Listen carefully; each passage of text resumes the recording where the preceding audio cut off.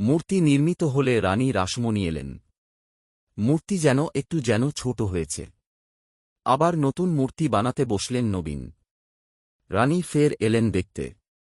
মূর্তি সুন্দর হয়েছে, কিন্তু এবার দেখা দিল অন্য সমস্যা। এবারের মূর্তি গর্ভগৃহের মাপের থেকে একটু বড় হয়ে গিয়েছে। পুনরায় মূর্তি তৈরি শুরু করলেন নবীন। এবার যে মূর্তি নির্মিত হল, আজও সেই মাতৃমূর্তিরই দর্শন পাই আমরা দক্ষিণেশ্বরের মন্দিরে। নবীন ভাস্কর নির্মিত বড় মূর্তিটি হেদুয়ার গুহবাড়িতে নিস্তারিণী কালী নামে পূজিতা হচ্ছেন। আর সবচেয়ে ছোট মূর্তিটি বরাহনগরের দে প্রামাণিক পরিবারে ব্রহ্মময়ী কালী নামে পূজিতা হচ্ছেন। দক্ষিণের মন্দিরে সুন্দর পাষাণময়ী কালী প্রতিমা। মার নাম ভবতারিণী। শ্বেতকৃষ্ণমর্মর প্রস্তরাবৃত মন্দিরতল ও সোপানযুক্ত উচ্চবেদী।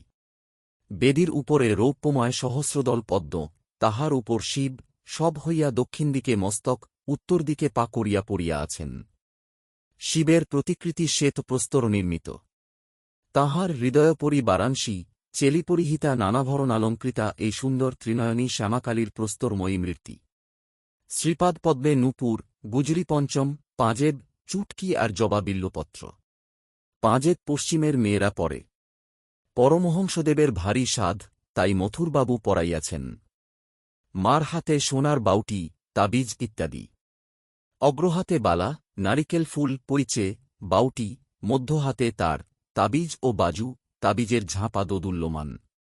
গলদেশে চিক, মুক্তার ৭ নর মালা, সোনার ৩২ নর, তারাহার ও সুবর্ণ নির্মিত মুন্ডমালা, মাথায় মুকুট, কানে কানবালা, কানপাশ, ফুল ঝুমকো, চৌদানি ও মাছ।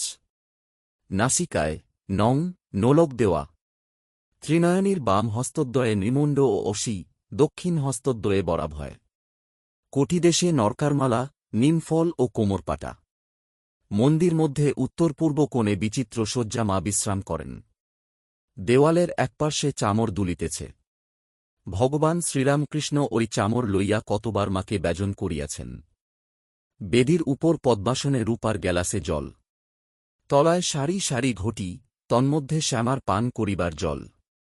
পদ্মাসনের উপর পশ্চিমে অষ্টধাতু নির্মিত সিংহ, পূর্বে গধিকা ও ত্রিশূল।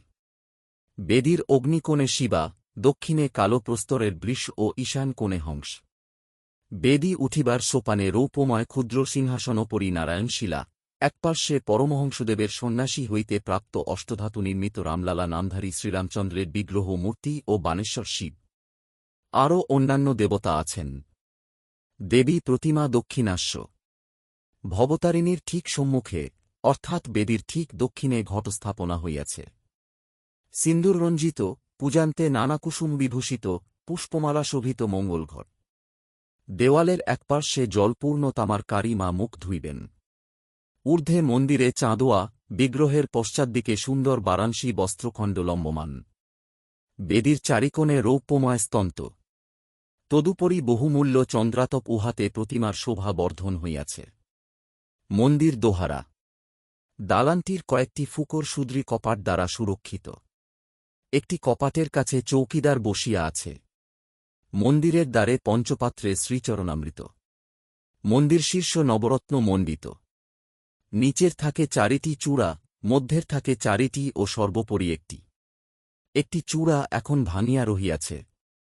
এই মন্দিরে এবং প্রাধাকান্তের ঘরে পরমহংসদেব পূজা করিয়াছিলেন।